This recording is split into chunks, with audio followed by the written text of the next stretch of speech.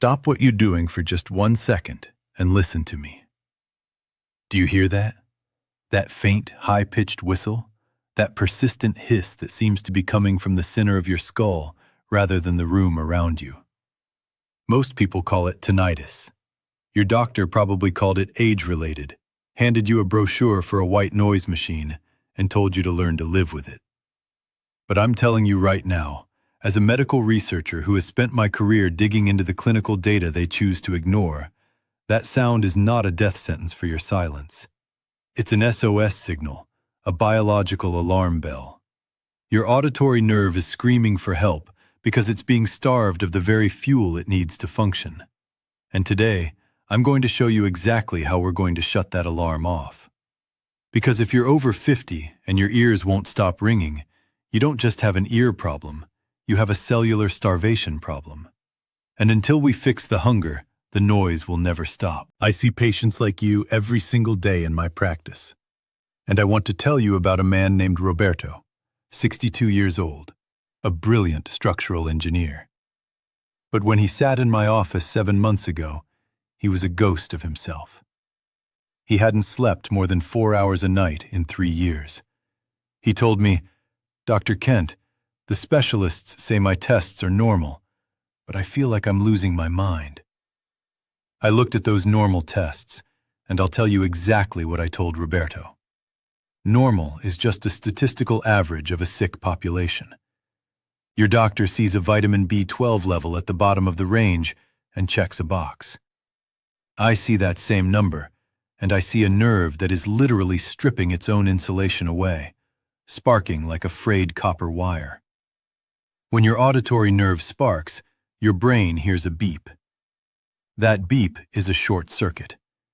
If you've been told your tests are fine, but your head is screaming, you are being failed by a system that doesn't understand neurological nutrition. Today we are going to go deep into the 8 specific phantom sound killers that conventional medicine is missing. To understand why the ringing won't stop, you have to understand how fragile your hearing actually is. Deep inside your inner ear, there's a tiny vessel called the labyrinthine artery.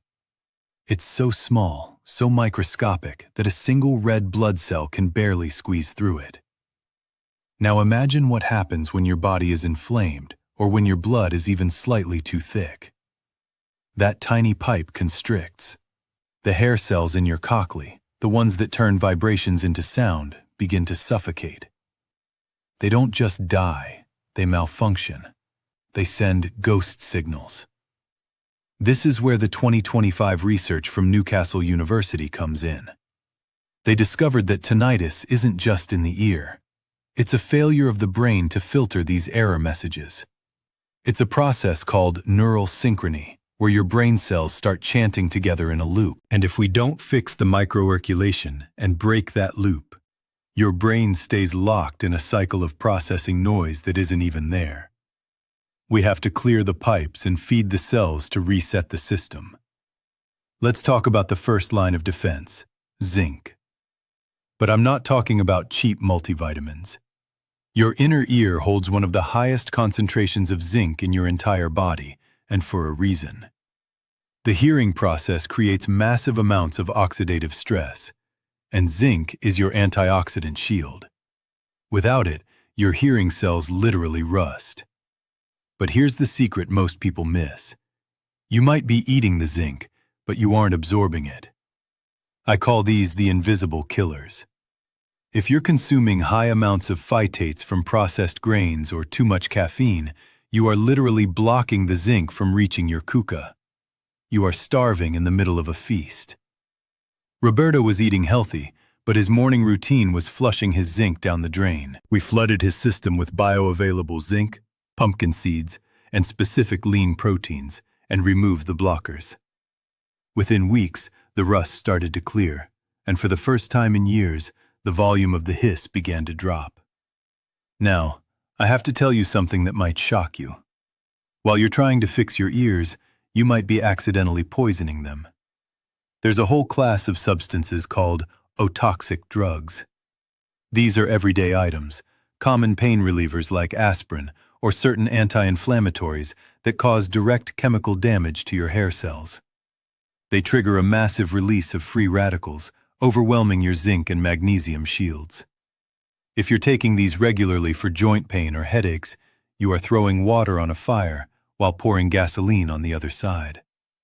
My protocol for Roberto involved identifying these hidden toxins and replacing them with natural anti-inflammatories like curcumin and boswellia, giving his ears a chance to finally breathe and recover. But zinc is only the beginning. You know, we have to talk about the insulation. Imagine a high-voltage power line. If you strip the rubber coating off that line, it hums, it buzzes, it sparks. That is exactly what is happening to your auditory nerve right now. If your vitamin B12 levels aren't in the Kent optimal zone, as we age, our stomachs lose the ability to absorb B12.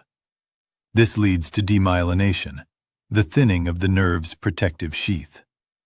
When that sheath is thin, the electrical signals leak out. Your brain interprets that leakage as a constant buzzing noise. I don't care if your lab results say 300 or 400 for a senior with tinnitus. That is a deficiency. We need you closer to 800 to even begin the repair process. This is why Roberto's doctor missed it. They were looking for not sick, while I was looking for optimal repair. Why does the ringing get louder when you're stressed? Because of a chemical called glutamate. Glutamate is the gas pedal of the brain. When you're under stress, your brain floods the auditory cortex with it. And if you don't have enough magnesium to act as the brake pedal, you enter a state called excitotoxicity. Your nerves fire so fast, so hard, that they actually begin to damage themselves. This is the glutamate storm. It's why your ears scream after a long day of work or a bad night's sleep. We have to manually reset that brake pedal. By flooding the inner ear with the right forms of magnesium, specifically through things like almonds, avocados, and dark leafy greens, we are effectively turning down the gain on your internal amplifier. We are telling the nerve to calm down. If you think vitamin D is just for bones, you are living in the 1990s. The research published in Frontiers in Neurology in early 2026 has completely shifted the landscape. Vitamin D3 is a neurosteroid. It regulates the expression of hundreds of genes in your nervous system, including the genes responsible for protecting your auditory pathway. The study was clear. People with chronic, bothersome tinnitus have significantly lower D3 levels than those who don't. Why? Because D3 is the repair foreman of the body. If your foreman is missing, the repairs never get done. You stay stuck in a loop of chronic inflammation. Most of you are hiding from the sun or using so much sunscreen that your D3 levels are in the gutter. We need to get you into that 15 minutes of direct morning sun or prioritize wild-caught salmon and eggs to give your auditory nerve the currency it needs to fix itself. Have you noticed the beep is louder at 3 a.m.? It's not just because the room is quiet. It's because your ears have a circadian rhythm. At night, your body tries to enter system repair. If the raw materials aren't there, the zinc, the B12, the magnesium, the repair process stalls. The brain detects the broken signal and amplifies it to find the problem. This is a neural feedback loop. To fix this, your final meal of the day must be your most nutrient-dense for the auditory system. We are going to time your intake to match your body's repair cycle, forcing the brain to recognize the fixed signal. And finally, to quiet the noise, we also have to address the thick blood problem. Your inner ear is supplied by vessels thinner than a human hair, and if your blood is filled with inflammatory markers, it becomes like sludge.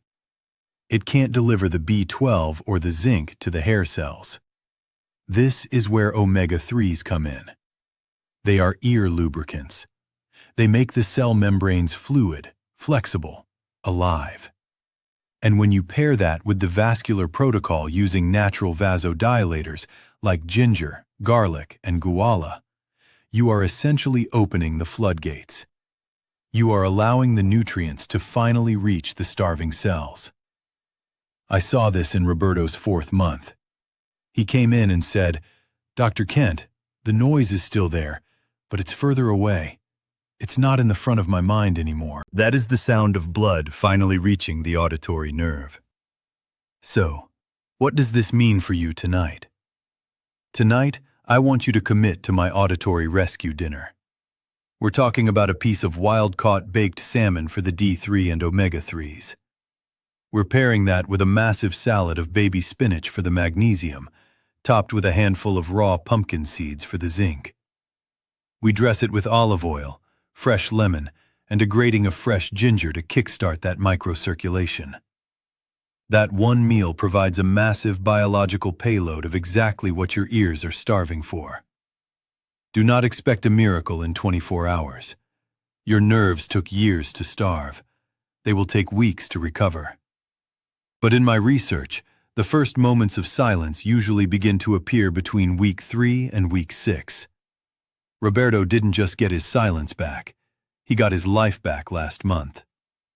He sent me a photo of him at a park playing with his 8-year-old daughter. He told me, "Doctor, I can hear her laugh again, and without the whistle competing for my attention."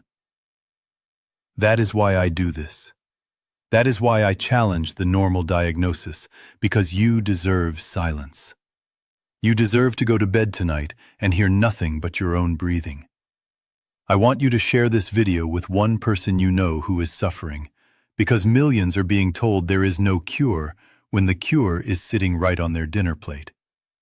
Write to me in the comments, how long has your alarm bell been ringing? I read your stories.